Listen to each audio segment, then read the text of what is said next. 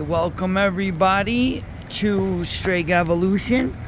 This is my podcast. I am your host, Eric Nubile, and this is Straight Evolution, and this is my block, guys. This is my building where I live. This was a historic building in the 1800s. It was a hotel for the workers in the area, and this is Joy Street. Right here, I'm on the corner of Myrtle and Joy.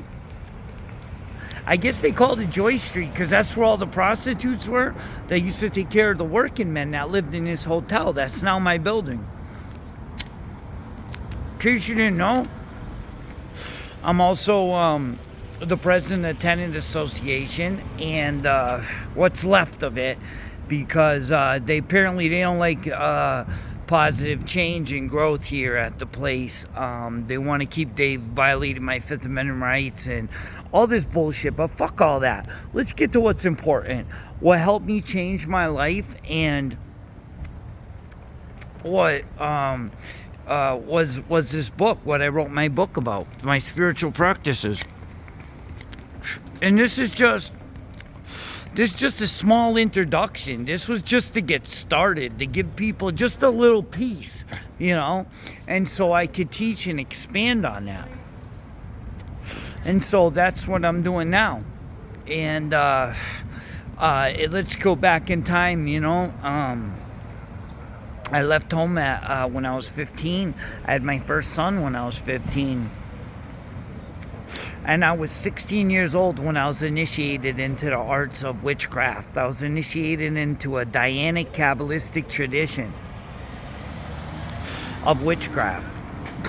And I was into it even before that, because when my grandfather died, I inherited all his books and his knowledge, and he was very much into that and very much into Edgar Cayce. If you know what Edgar Cayce was, he could go and translate states, and he's the one who coined the fifth element, the Akashic records.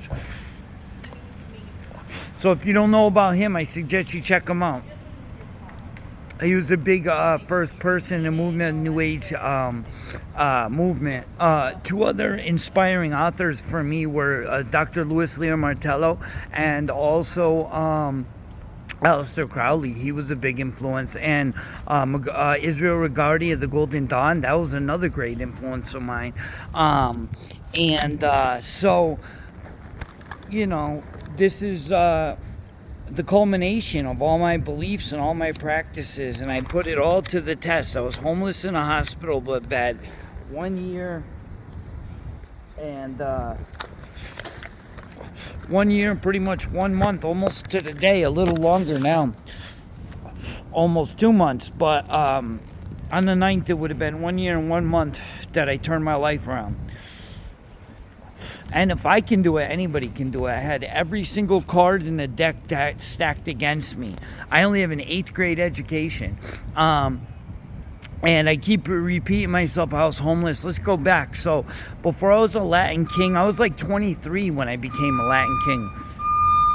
I was already a well-established criminal in the city of Chicopee, Massachusetts. I had my own crew, and I used to make it snow, even in the summer, in Chicopee, Massachusetts. And if you know anything about Chicopee, Chicopee is a bridge between Holyoke and Springfield.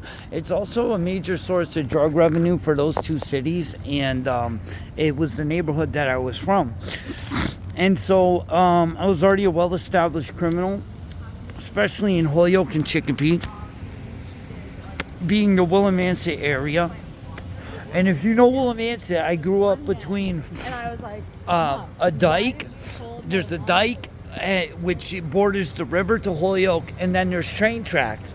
And that's my neighborhood, a long stretch that connects Holyoke and Springfield. At each end, there's another ponte, a bridge. So the city is a bridge, and at each end of that strip is a bridge that goes into those two cities.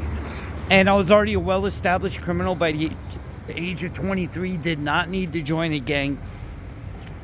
My ambitions were actually to join the mafia. Being Italian, that was my ambitions, but I grew up my area was predominantly Puerto Rican, and when I joined the Latin Kings, you had to have a bloodline they consider Latin descent, so being Italian, I was able to become a member.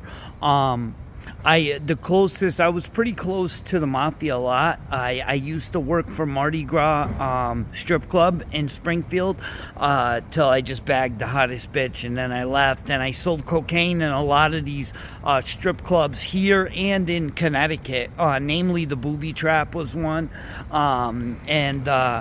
Yeah, I sold cocaine to a lot of mafia associates and shit like that, and I did business with almost every type of drug organization on the fucking planet, from cartels to Dominican traffickers, lots of drug traffickers. I did more business with drug traffickers in my teenage years than I can fucking believe. I was connected to 3 Dominican drug trafficking organizations in my teenage years.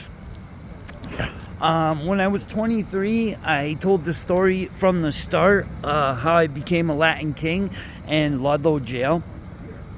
And I didn't become one for protection or anything like that. It's because the guy told me about this book of knowledge they have. Oh my God, I was hooked. That's what actually hooked me. And I wanted this knowledge. Ever since I was a kid, I always sought out hidden occult knowledge. And when he told me about this book that would make me a better man, a stronger man, I was all about it. And that's why I joined the Latin Kings, and I was a member for 23 years. And knowledge is power in that gang, or that nation. They're bigger than a gang. They're an international organization. And knowledge is power. And the better you know your knowledge, the better you'll probably have a position, the better you'll be able to influence people.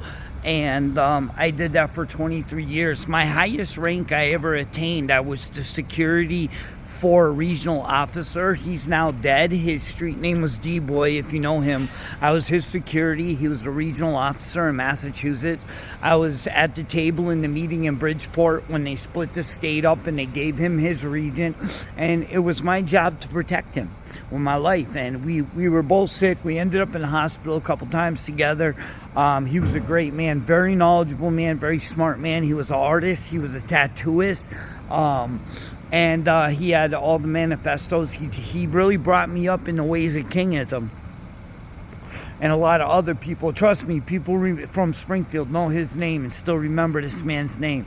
He was a great man. D-Boy, rest in peace. What day today? I love this brother. I would have killed. Maybe I did. But I protected him with my fucking life. I'll tell you a little story. One time, we were down in the north end of Springfield, and we went in the basement to test fire a pistol. And I had grew up around guns. My dad worked for Smith & Wesson. So we turned the music up loud. Pop, pop, pop, pop, pop. Test the pistol. Shoot up a couch. No problem. Pistol was great. I tested out for D-Boy. And then we came outside, and D-Boy goes, "Here, hold my hat for a minute." And I see him slapping this fucking kid. I drop the hat. I fucking rock this fucking kid. I rip his fucking chains off. He starts throwing me his drugs and money. I pick that up. I go, "Here, Manito, you want this fucking chain?" He goes, "I don't want that bitch's shit." Throw it on the fucking ground. I'm like, "Bro, what are you doing? I'm your fucking security. I'm supposed to handle that for you." After that, they called me the White Boxer. I didn't shoot the kid because he was a younger kid. After that, his dad wanted to fight me. I beat the fuck out of his dad, too, in the fucking north end of Springfield. But I think that was like a test. He wanted to see if I would move for him. And I moved immediately. And I fucked this kid up. Ripped this fucking shit, beat the fuck out this kid in the north end. He's lucky I didn't take his fucking life that day. If he wasn't a younger kid, I would have fucking used that pistol on his fucking face. And there's another story for you guys. And but remember this: knowledge is power. The strong control the weak, but the smart control the strong. My philosophy I live by is non vince il più forte, ma vince il più furbo. That means you don't win by strength, you win by smarts, okay? The battle's up in the brain.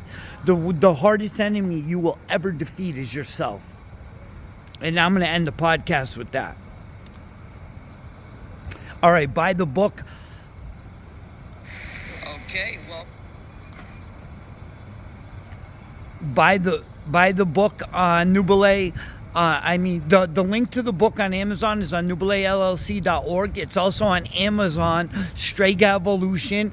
My art is also on nubilellc.org, nubilellc.org. You can buy my art. You can also get custom prints. I do custom pricing. Right now, I'm just doing one digital print, 20 by 20. But I can do anything, custom, my art, your art, whatever you want to do. I also do promotions. So check me out.